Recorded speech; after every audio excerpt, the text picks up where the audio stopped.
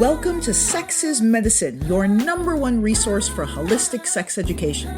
I'm Devi Ward Erickson, and I invite you to join me every week for another enriching and powerful conversation about the intersection of sexuality, spirituality, pleasure, and personal growth.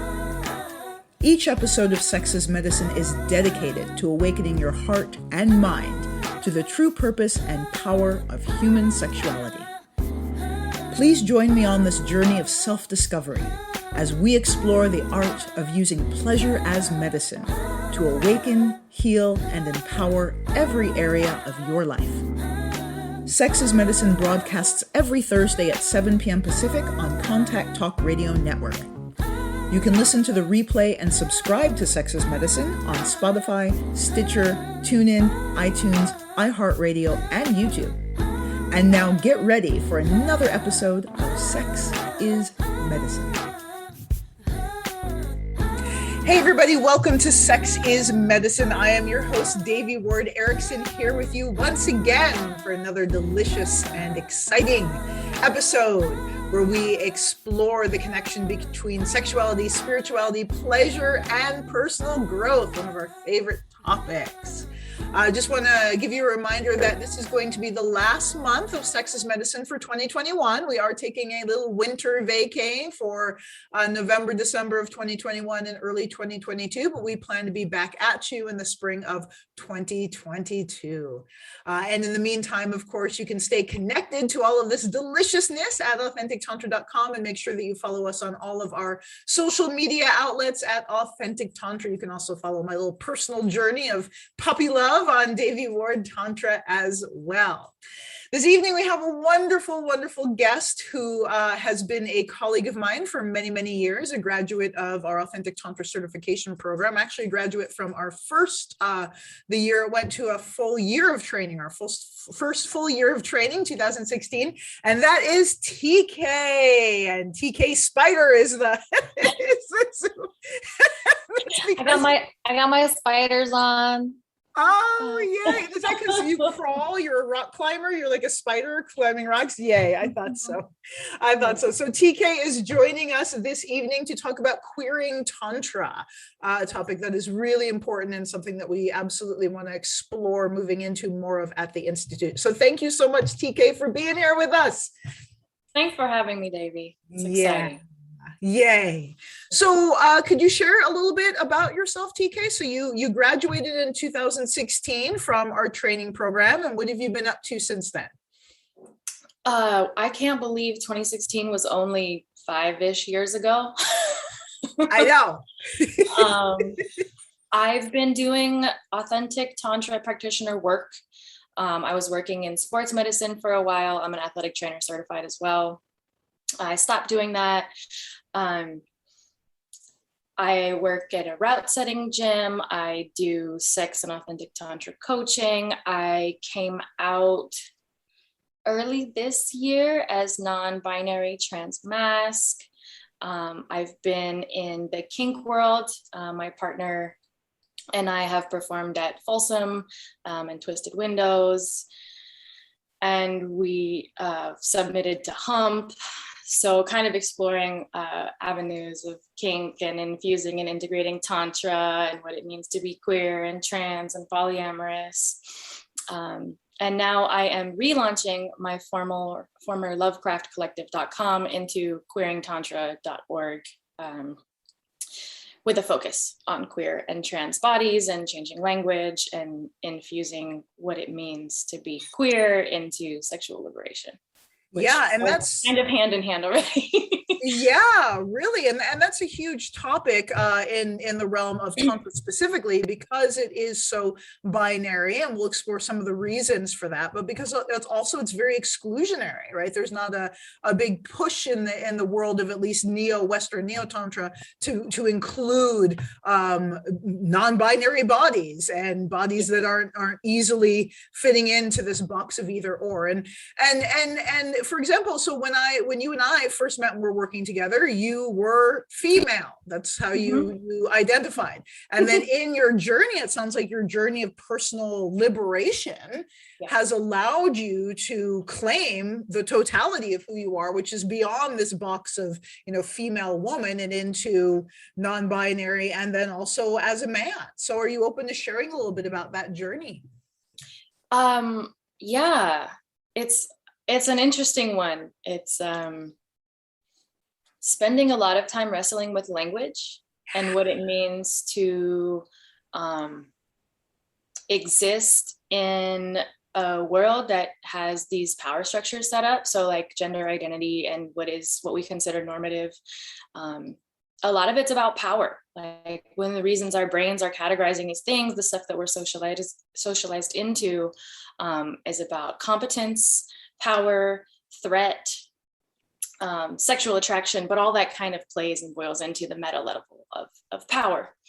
So I spent a lot of time wrestling with that. And I'm a Scorpio, you're a Scorpio too. There's like this deep need to understand what's happening, which I think is part of why we're called to Tantra. And so in trying to figure out what's going on, understanding why I would like cringe at the word femme, or like this kind of idea of like a woman's circle, and how I actually started to realize I didn't feel like I fit into those spaces. It just kind of unfolded. And in hindsight, my childhood seems so, it's like so 2020. It makes so much sense. And now the language is evolving to like include new understandings. And I think that that's really this stuff has always been here. We're just using words that express it differently and more powerfully. So expanding our language and expanding our understanding of what it means to be human ultimately, and its many myriad forms.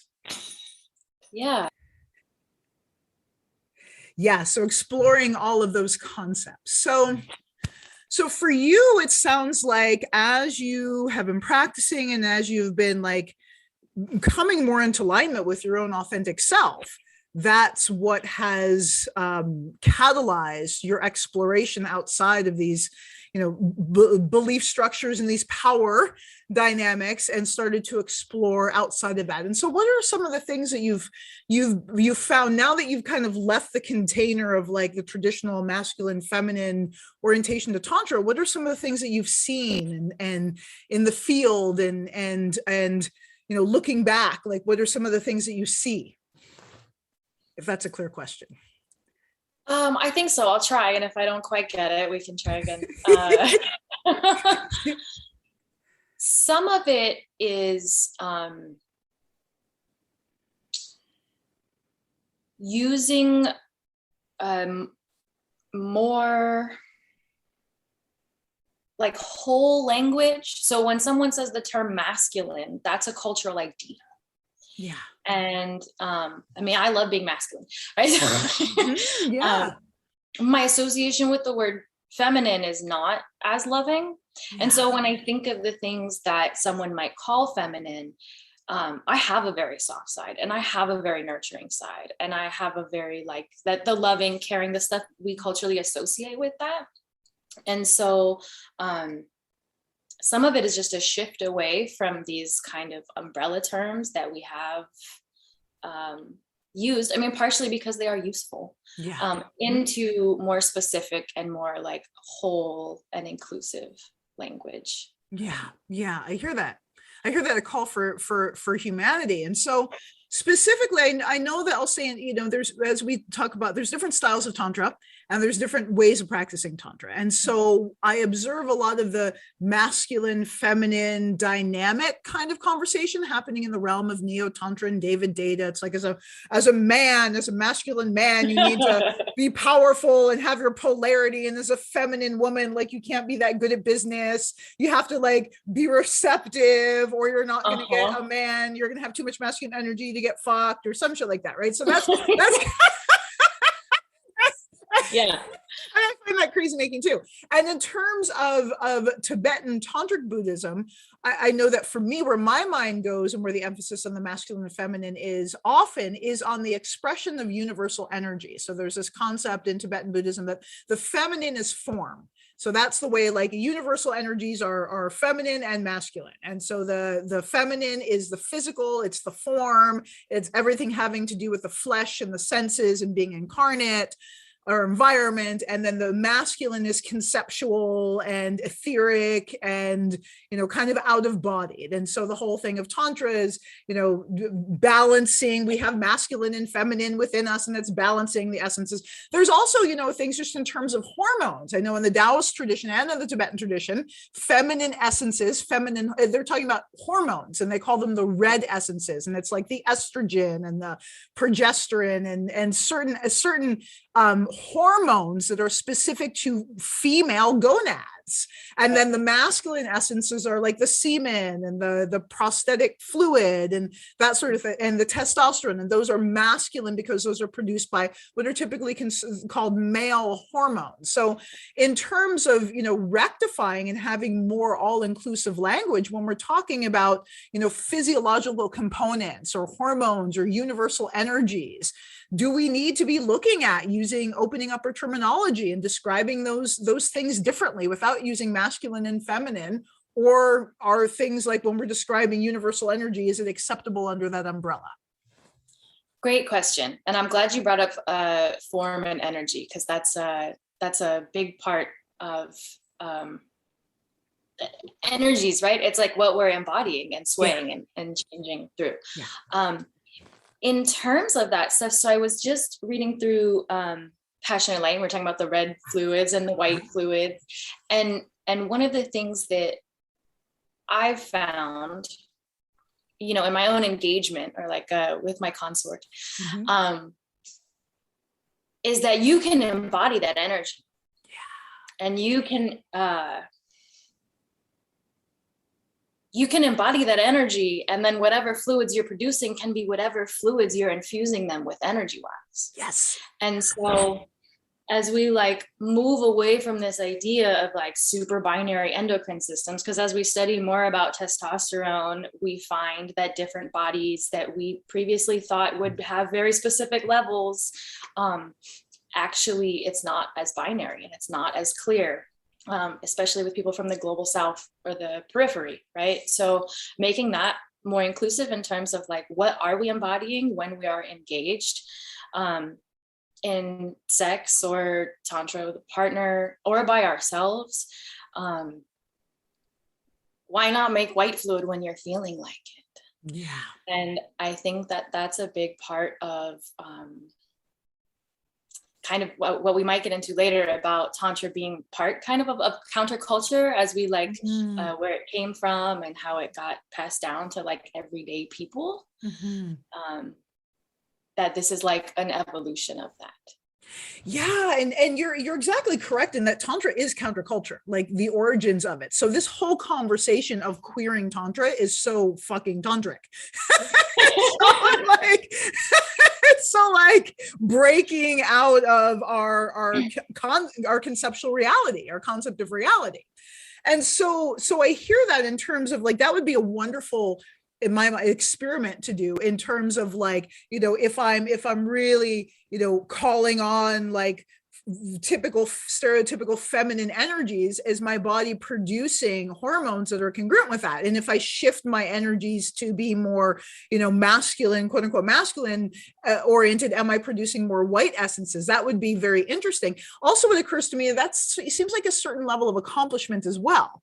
Right. And then also there are certain aspects of our physicality that we don't have control over yet. So in terms of, conversion, not conversion therapy, that's a bad thing. In terms of hormones, hormones, yes, exactly. Very different things. Yeah. Different animals. But in terms of like, if I want to, if I'm transitioning into a man, I'm going to take hormones that decrease my ovary hormones and increase what would be considered more male hormones. So on the hormonal level, that is still, applicable. I think even, in the trans community, there's acknowledgement that our hormones do affect our anatomy. Yeah, it's true. And it's that's such an interesting space. It's like blackness is not a monolith. Trans people are not a monolith, right? So there's some people that are trans and non-binary and maybe don't want to take hormones but want top surgery. And then there's some people that do want to take hormones but don't want top surgery, or like all kinds of ways of expressing themselves. And there's differing amounts of physical dysphoria. And that's something that I'm very interested in working with people about. My own comes in waves, and there's periods where everything's okay and this is my body, and then there's periods where it's intolerable. And so finding the ways through using this energy and sex as medicine, like to move that energy through, I think is also really important. So let's talk about that, because that is a big issue, the body dysphoria, right? And so how do we as inclusive providers support trans and queer people in doing some of those somatic sexual healing practices and approaching, the genitals in a way that's going to be supportive and loving, as opposed to triggering and painful? Well, and I'm guessing it's different for each person. So. It's like so much of our programming is like a client guided process. This is even more so. And so it really depends on what's tolerable. Some people like having their breast tissue touched, and some people that might be a source of dysphoria. So if we're imagining if there's any source of pleasure in that part of the body, can you get at it? And if so, can you grow it? And maybe it's, I want it to be touched this way, but not that way. I want you to like grab my muscle, but don't grab the breast tissue. Or you can pinch the nipple, but don't caress my breasts, right? So it's a lot of that exploration, whether by yourself or with a partner, of with very similar exploration we do with cisgendered people who haven't touched their bodies or don't know what they like. It's the same kind of questioning process, and really making a lot of space and room for whatever comes up, right? Because we know trauma is stored in the body, and especially in the genital tissues. And so same kind of like in the genitals, some people, trans men don't or aren't into penetration, and some really are, and some love it. And so finding out whether or not that's going to be something that's on the table, and not assuming, starting out with 30 seconds. Can you touch yourself for 30 seconds and see if something's there? Can you say, and then moving through that, really person to person, really gentle, very curious, and like trying to step back from these. So many of them are blind spots, I know, because of our culture, but step back from the assumptions. Yeah, exactly. And I'm hearing what an incredible opportunity for communication this is, and just how slow and like really spacious it needs to be to support the individual and having their own wisdom arise to communicate what their needs are in regards to this, as opposed to us as the practitioners presuming that we know and just kind of shoveling it on them with our biases and all of that intact. And expecting it to shift. Like when I first started working with you, I was in a period of time where I really needed some like soft, juicy, feminine. I was all into the juicy. And then there came a shift, and I was like, oh, interesting. That's actually an aspect of this thing. And so like making room for it to move. And there's no destination.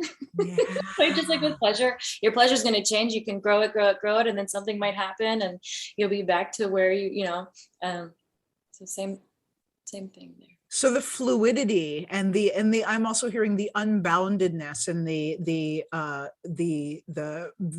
expectation that as our sexuality, as we become more in touch with ourselves, the way we express our sexuality is going to evolve and grow and change. And sometimes that's going to look like breaking the boxes entirely. Oh, totally. It's so painful. Right? Yeah. Tell me about that. What's so painful about that? grief. So I've heard grief described as love with nowhere to go. Yeah. And when I think of,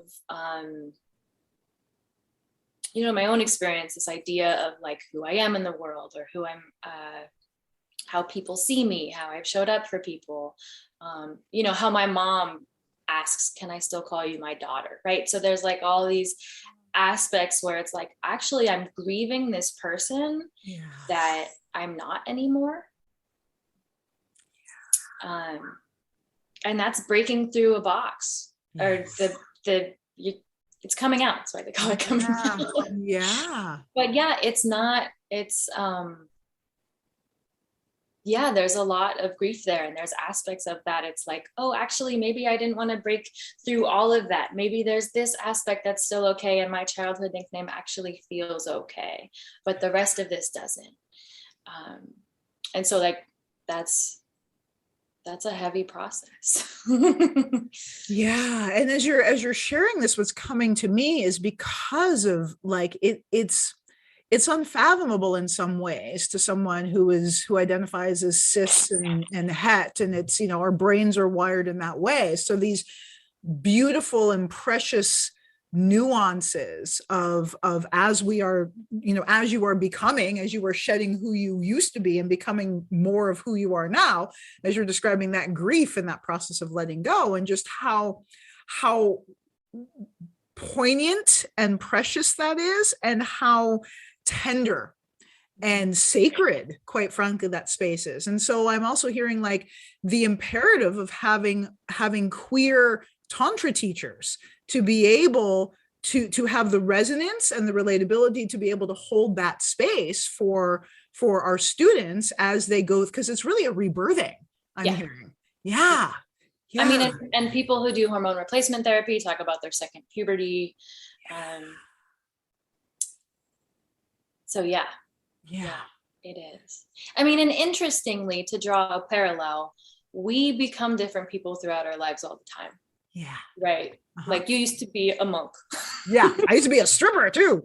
Though I still act like a stripper sometimes. How many lives do we have? And so I think that one of the, like, as the media the media talks a lot about trans and queer people, but doesn't engage a ton with trans and queer people. And the truth is, the experience, not the like socialized experience, but I can only speak for myself, but the truth is that experience is like very similar to like, when I left LA and moved to small town Montana, it was a different kind of rebirthing. There was a different kind of grief there. Yeah. And this one just happens to be this other avenue that people have all these like very socialized, intense, normative scripts put on us as children. But it's an experience I think that everybody actually can relate to, and it's not as foreign as cis-het people think or might think it is. It's really just, you're trying something else. You're doing something else. I think that gets conflated in fear, because the oppression is real. I don't mean to say that this isn't real, right? But like, the experience of becoming should be familiar to a lot of people. Yeah, because it's a human experience. Exactly. Right. Yeah. Yeah. So then how can we as practitioners in the field of Tantra who are committed and really want to bring healing to all humans, in all expressions of humanity, how can we demonstrate and provide and create safer space for our queer brothers and sisters? And siblings. So this is an interesting one. There's a lot of different language out there. I personally have been borrowing from kink, and using terms like top and bottom to describe who's going to be, sitting on someone's lap in yab yum position, or who's receiving sensation in a tantra massage or something like that. And then I tend to ask people what they prefer to have their genitals called. So not assuming that somebody likes to have their vulva be called a vulva. you know, in specific medical situations, maybe that's appropriate in some kind of emergent situation. But otherwise, it's like there's a whole host of words out there. I like to call mine my portal. And what else is there? A lot of it really is language. So when we're talking about masculine and feminine energies, I prefer to like just stay away from those terms. And you talk about, I think you brought up earlier the form and energy, and like what parts of you are form and what parts of you are energy, and what's being expressed like this and what's being expressed over here. And like actually how much more space. You're talking about expansiveness, how much more space using, like we talk about nonviolent communication, and using these like describing words, these intense, like specific, nuanced vocabulary. I think really gives us more freedom. Yeah, I hear that. And because it is like really drilling down into what it is that you want to describe. So in terms, circling back to this whole concept of energy, feminine energy versus masculine energy. Well, if we take the time to really drill down into it, what are we describing? So what are we talking about? What are we talking about? Yeah. So the active, vital, red energy is what comes to mind for me when we say, you know, in Tibet, when we say the feminine energy, it's active, it's vital, it's form, it's red. And masculine energy is etheric, it's open, it's spacious, it's conceptual. So instead of just saying masculine, feminine, presuming that people know what the fuck I'm talking about, actually describing the energy. Because that's the thing. Not everybody, when you say masculine energy, in some traditions, that means the form, as opposed to being conceptual, right? So, I hear that. So really, the masculine and the feminine is really problematic in that realm. Yeah, and I think it can be the other, and that's just, you know, some people have dysphoria with those words. But also, I think that it speaks to what you're just saying, like, what are we talking about? What the fuck are we talking about? Describe it. You know? The other one, if we are like separating groups of people to share experiences, this is a tough one. I think unless there is some very extreme traumatic exception, that we should not be separating people by gender, you know, like having like a women's sharing circle or a men's sharing circle. There's, and I don't know how you're doing things now, because it's been a couple years since I was in the program. If people are still sharing all together, or if there's breakout groups that folks separate, but everybody has something to learn from everybody. And so, keeping everybody together, if they're sharing specific things that maybe some people would be like, well, these should be reserved for these people with this anatomy, because, you know, moving through the world as a woman is, under patriarchy, different, sure. But who does that exclude when we don't make room for nuance? Yeah, I hear that. So my preference is for everybody to share. That's always been, I hate breaking out, because I'm like, sometimes we have to, but it's usually, I don't recall as breaking out based on gender. It's as well teaching pods where, you know, it's just teaching pods. But my preference is for everyone to all be together all the time. And I hear that in terms of, like, I would say maybe for a public workshop. And as you pointed, there are specific concerns that are, you know, specific for, let's say, cisgender heterosexual, or we'll just say cisgender men, because they may not be heterosexual, things like semen retention. Right. So like having a cisgender men's group to talk about how they work with their penis. Right. Or maybe just having a penis owners group. Yeah. So everyone can engage. Totally. And being clear about that. Right. Because it might be that the penis owners workshop is open, but if there's no other language about being trans inclusive, then is a woman who has a penis going to show up there and want to feel safe? Right. Yeah, exactly. So even in that case, so I remember when I taught at the Seattle Center for Sex Positivity, and I was doing a tantra masturbation for women, it was like, you know, we were really clear about, or they really wanted me to be clear about, like, okay, so is this for cisgender women? Is this for all women? Like, what kind of women are we talking about? And they also shared, like, if you want it to just be for cisgender women, because that's the people that you want to talk to, that's great, you know, like, be clear about that, so that it's not like you're not just erasing that there's women with penises. And if it's inclusive for women with penises, then communicate that. Totally. Yeah. Yeah. Yeah. So again, I'm hearing really mindfulness and care and examination Yeah. of the language that we use and some of the concepts that are conditioned into us by our culture, and those concepts being inadequate to describe the totality of our human experience. And so also I'm hearing you also mentioned, like, in workshops, or I'm sorry, in teaching clients and talking about their genitals, that's very specific. So what about in the case of a workshop? If we're in a workshop and we've got a mix of cisgender people and trans people, and all the trans people in the workshop have a different name for their genital anatomy, how do we balance the thoughts? Not that you have all the answers, but Right. thoughts about how to balance I'm like, that. oh no, what would I do? We're just having a conversation. We're exploring possibilities here, right?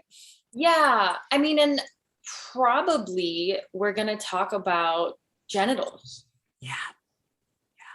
And it's my own resistance is coming up and being like, well, would I just use medical terms?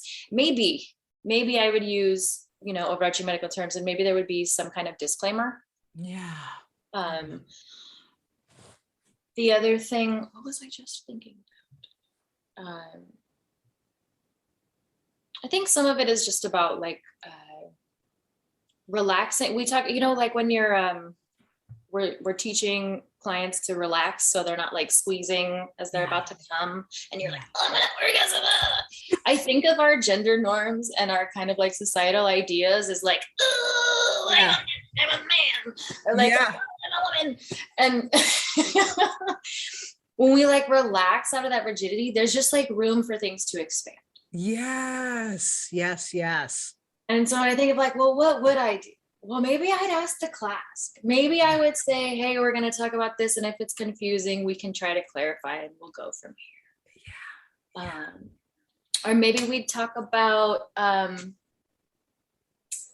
it's funny. Yeah, ideas of shapes come to mind. Like maybe there's shapes the class can agree on. But the idea there is to play, is to like find the like play inside of like, where can we all be? And like, sex is medicine, sex is fun, like play is healing. And how do we reject the rigidity that makes us like, I don't want to make a mistake, or I don't want to use some different language because it's really hard for me to understand. It's like, all right, well, relax. No one's stealing anything from you. Which is kind of a non-answer, but no, that's a beautiful answer. And what I'm loving also is, so you were in the anti-racism training that we held for the Institute. And I'm so loving this, these anti-racist values, which is like, sometimes we don't know. We don't have to show up and know all the answers. We co-created as a collective. We co-created as a community. So it would be part of the white supremacist ideology for me to walk into a room and presume I know what the fuck's going to happen with a group of 20 people I've never met before. I know what all their needs are. Like, that's exactly what we're pointing to. We can't make assumptions that we have to be present and open and spacious and allowing the nuances and the diversity and the variety to emerge. And then as a collective, we co-create how we're going to navigate this space with the intention of love and support. And that's the kind of workshop I want to go to, not one that's like specifically we're going to, say these words. It's like, well, actually, everything you just said. Yeah. Actually, we don't know all the answers, so let's co-create it. Yeah, let's figure it out. Yeah. And so you also mentioned that you've been diving into kink as part of your reclamation journey. So where are the intersection points that you see between Tantra and kink? Like, how does kink cultivate presence and mindfulness in a similar way that Tantra can? And where are the points of connection there? I love this question. So my partner is a pro-dom, and when we first met, we were both like, oh, you do that? Oh, you do that? Oh, no, I do that. But we do this differently. A lot of the reason why top and bottom work, I think, really well in Tantra is that whoever's topping in a scene in kink is following the lead generally and is given consent and is empowered by the bottom to do the things that they're doing. And so, you know, in Tantra, if we're going to be giving somebody a yoni massage, that the person whose genitals are going to be touched is going to empower the other person to touch their genitals. And that is a process where the person touching them is making eye contact with them. That's generally another point. I think some people who practice different kinds of BDSM, sometimes they put in their scenes that they, you know, you don't look at me unless I ask you to, but generally you're making eye contact, you're following somebody's breath, and big time consent and communication. Yeah, I'm hearing that. Tremendous communication. Yeah. And so when I hear that, so it's like the bottom is driving. So in the way I think of this as the receiver. Right? So if we're talking about giving and receiving. So if I'm receiving a yoni massage, I'm driving, even though it may look like the giver is driving, I'm actually, you know, putting on the brakes, saying, or pushing on the gas and giving the communication about how fast, how slow, and what the needs are. So I'm hearing that in kink, the bottom, the person receiving the administration, is the one actually driving the car, even though it may look like the top is the one in control. Yeah. And, you know, all of the agreements and conversations that happen, generally, in practicing kink, you're going to negotiate a lot of what happens beforehand, where Tantra, there's more of like I'm here and talking with you, but not all the time. And sometimes that's different. It depends on who you're playing with and how you're playing. Yeah. I want to circle back to the body dysphoria and finding pleasure. You did such a beautiful job of talking about, like, is there any pleasure in this space? And if so, can we build upon it? But I want to talk a little bit more about approaching that in the realm of Tantra, because that's a huge trauma. It's a huge area of wounding and suffering. And so as practitioners wanting to be able to provide safe space for trans and queer people to explore this, what are some things that we need to know about body dysphoria and how to, in your opinion, like, what would you have liked to receive if you were on the receiving end of a Tantra instructor from our school? How would you like to be held in that space? Oh, interesting one. Well, my first thought is, like, I tend to call my clit my dick. Yeah. Okay. And so if it's funny, I'm wearing my big clit energy shirt. Like, getting second, little dick. So I think there's a mirroring that happens there, which is what you're talking about, relatability earlier. Yeah. And that kind of, even if someone doesn't understand it, they got to get it. Yeah. That makes sense. Yeah. They got to feel you. Empathy. They got to feel you. Yeah. And then really, I think the biggest thing for me is a curiosity, and really letting that person drive with a little bit of push. There's this kind of like, oh, well, maybe you don't want to explore penetration. Oh no, every time I try to explore penetration, I, have a panic attack. And it's like, okay, well, that's okay. If you never explore penetration, are you okay with that? Do we want to, like, get into radically accepting that? Okay. Once you radically accept that, might there be some time in the future? Like, if you're open to it, please, like, I want to be here if that's something you want to explore whenever you're ready. And so really finding the line of being like, not like, are you sure, in an infantilizing way, but kind of like, all right, feel into that. Are we okay with drawing this boundary about, how you want your penis touched? If, someone's on spironolactone and estradiol, and whatever's happening to their body is making, changes there. Yeah. And it's a big exploration. I think that doing the research about how different trans bodies like to fuck. Yeah.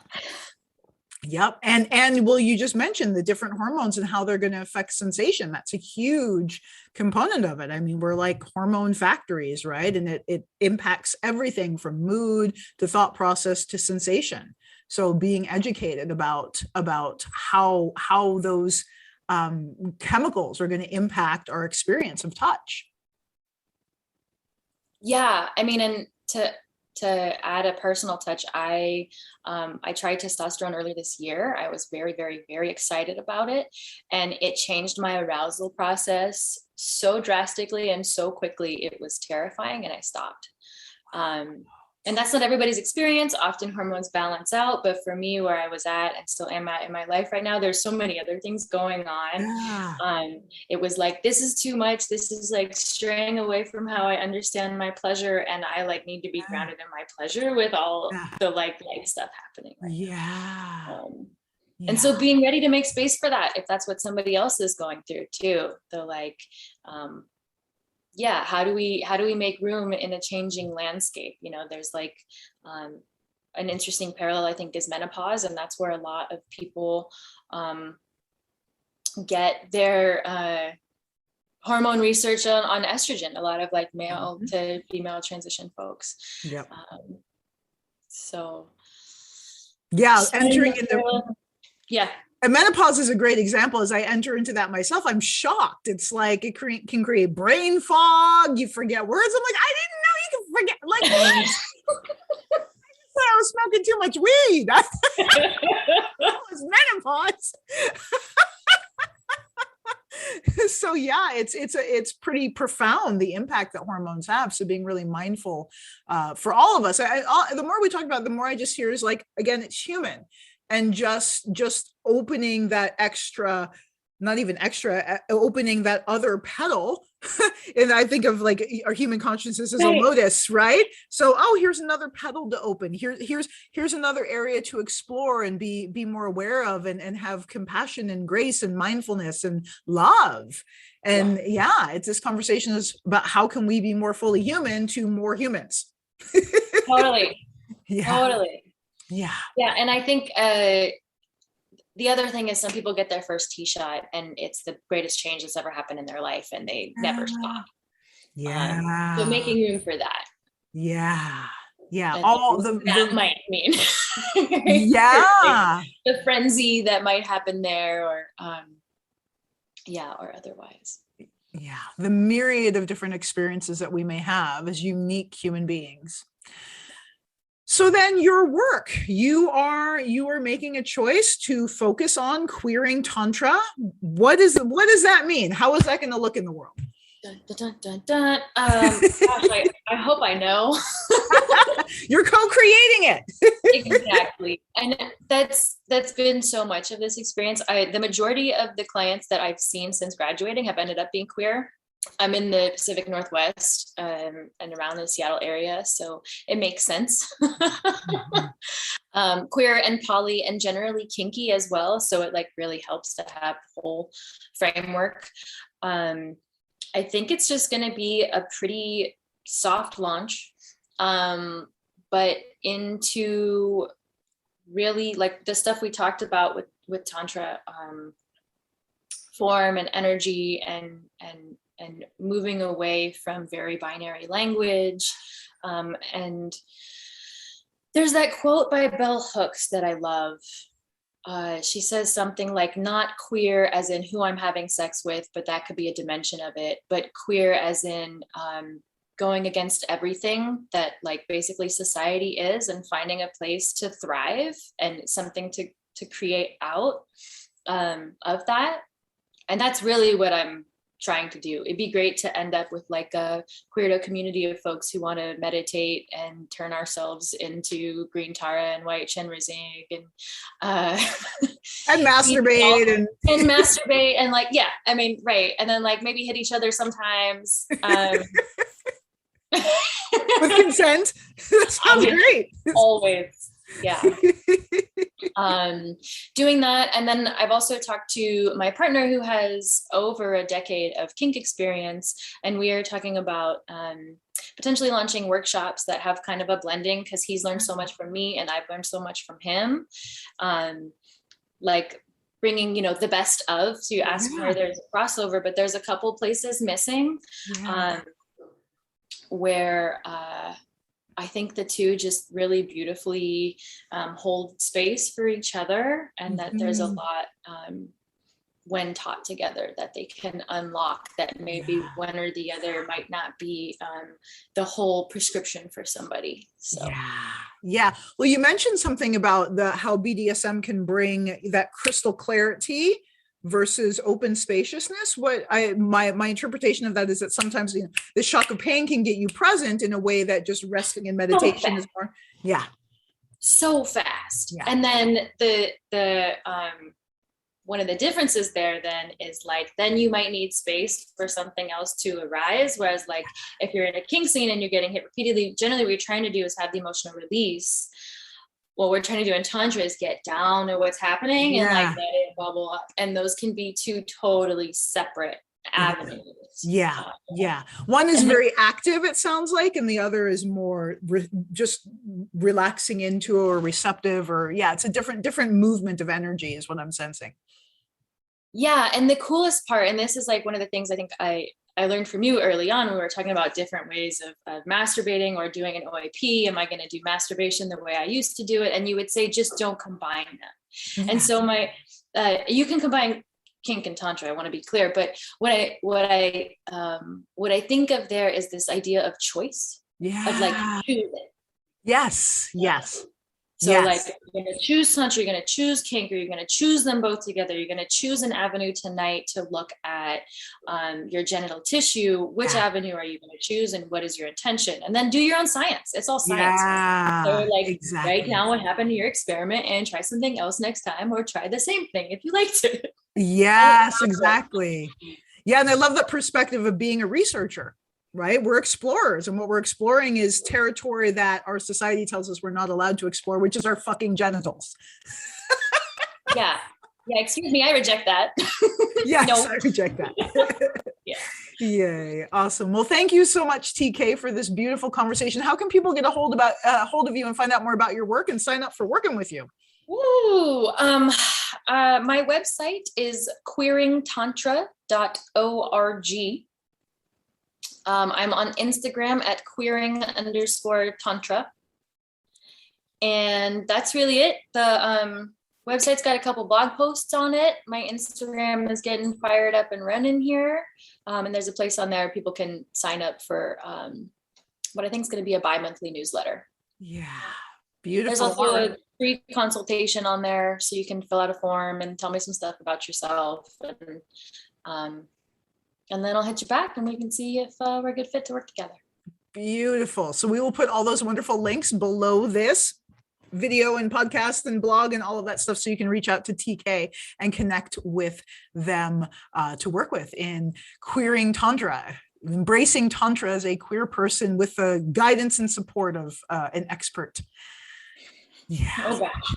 Thanks for that. The thing about expert, though, I do want to qualify that word, is to me, expert doesn't mean that we're done. To me, expert means that we've put in the work. We've cultivated a level of mastery and expertise, and that we continue to grow and evolve in that mastery and in that expertise. So it doesn't mean that we're done. It means that it's just an honoring of the work that we've put in up into the journey so far. The journey so far, and that we have accumulated quite a bit of wisdom as a result of that. So that's what I mean by the word expert. You have expertise in this field, and you've been practicing for 5 years, and can provide a layer and level of support that's unique and important.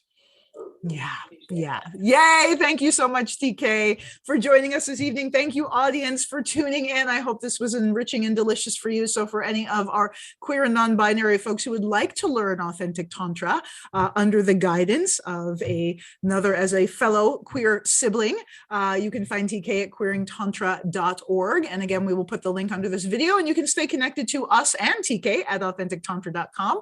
And tune in next week for another wonderful episode episode. We got 2 more until we go on break for the winter, in which you get to listen to a lot of wonderful replays. So make sure you subscribe to Sex is Medicine on YouTube, TuneIn, iTunes, all the wonderful channels, Spotify, and we will see you next week. Have a beautiful night. You've been listening to Sex is Medicine with Devi Ward Erickson, your #1 resource for holistic sex education. You can listen to and subscribe to Sex is Medicine on Spotify, Stitcher, TuneIn, iTunes, iHeartRadio, and YouTube. Just search Sex is Medicine with Devi Ward. Stay connected with me and my guests on Instagram, Facebook, and Twitter at Authentic Tantra, and learn how you can use Tantra as medicine to heal, awaken, and empower every area of your life at AuthenticTantra.com. Make sure to tune in to Sex is Medicine every Thursday at 7 p.m. Pacific on Contact Talk Radio Network, and join our watch party every Thursday evening on Facebook at Authentic Tantra. We look forward to you joining us next week for another episode of Sex is Medicine with Devi Ward.